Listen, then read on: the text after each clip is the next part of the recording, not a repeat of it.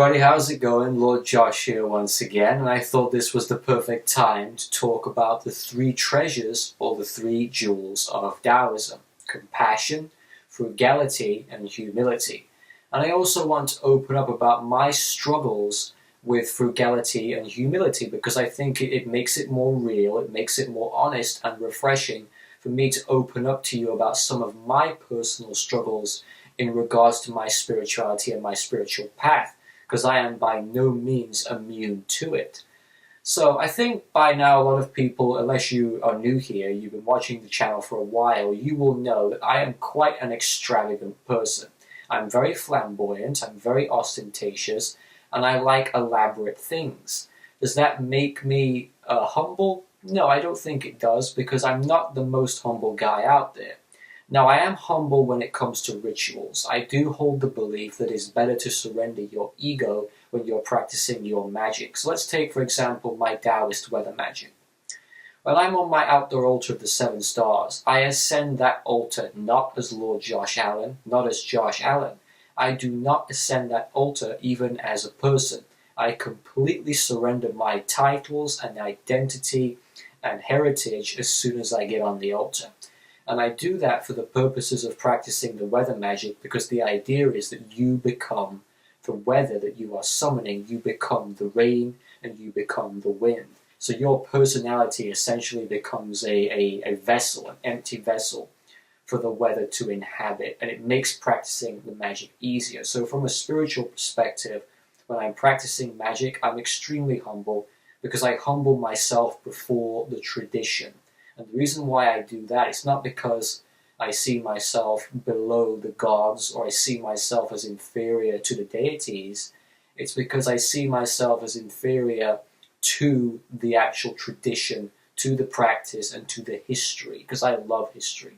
So I will kneel myself before that.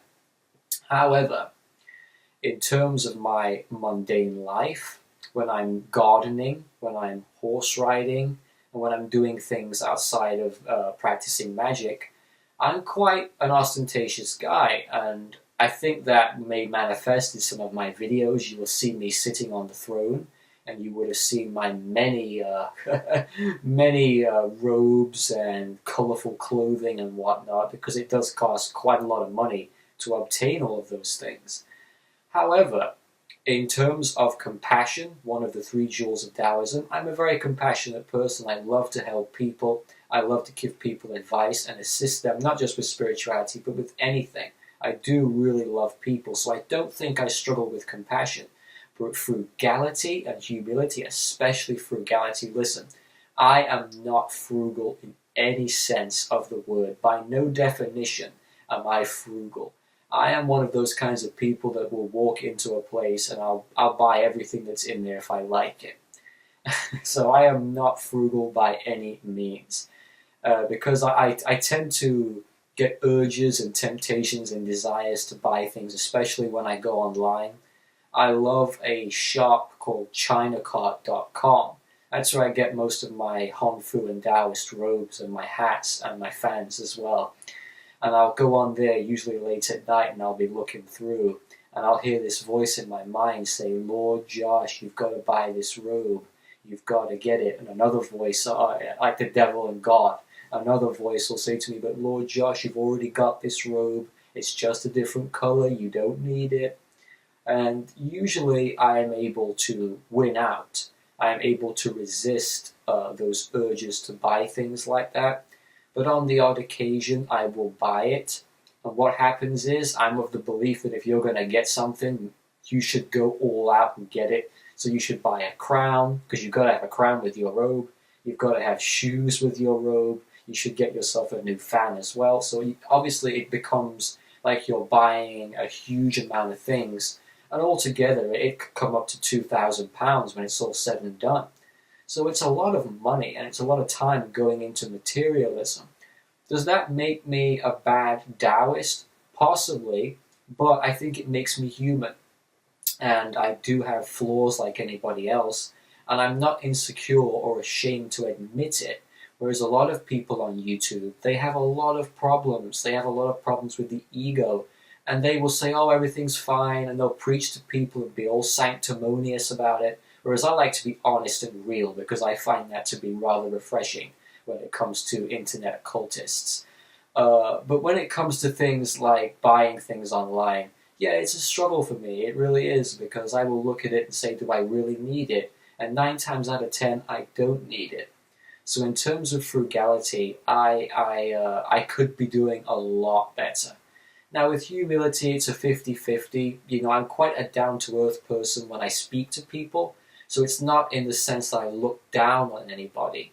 I'm not snooty or haughty. I'm not a snob. I'm not stuck up. I'm just a bit of a show-off. I'm quite extroverted.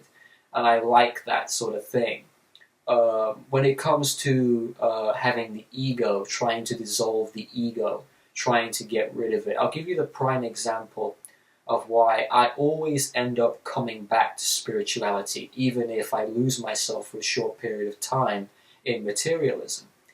When I bought my latest car, the Jaguar XJ, I was so excited. It's 85 grand car, it's fully decked out, it's got massage seats, heated steering wheel, incredibly powerful engine. It's a beautiful car, because I love cars, I'm passionate about luxury cars. And I remember for the first 2 to 3 weeks of owning it, I felt like a god, I felt super important, because it was feeding that part of my personality, it was directly feeding the ego. But after a short while, it started to dwindle, that feeling of importance. I remember sort of reevaluating, is this what makes me happy, or does something else make me happy? Surely there's more to life than just material possessions. And so the effect that it had dwindled away. And it sort of really opened my eyes to spirituality and how much I truly value it. I think it makes me a stronger person for having recognized my faults and my errors, and then coming back to what is real and what is authentic, which is spirituality. Because I do live as a hermit. I am very close to nature. I will go out to the woods at 3, 4 in the morning at the back of my house, and I will stay out there and I will speak directly to spirits, nature spirits, mountain demons, and I don't mind getting covered in mud. I don't mind getting filthy one bit.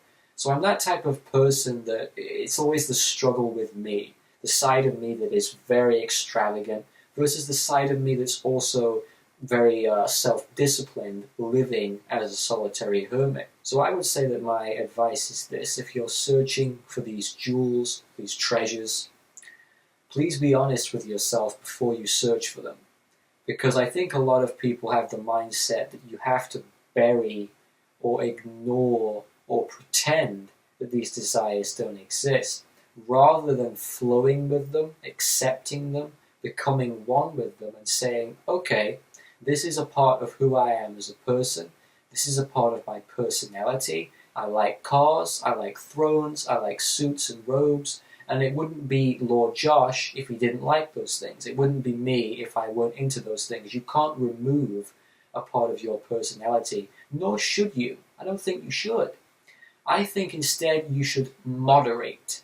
You should moderate yourself. You should try to put a limit on how much you spend. So if you're like me and you know you spend too much, something I'm going to try doing, I've done it in the past, I'm going to try and do it again, keeping a diary and sticking to a budget, a monthly budget. So you cannot exceed, let's say, £1,000 a month.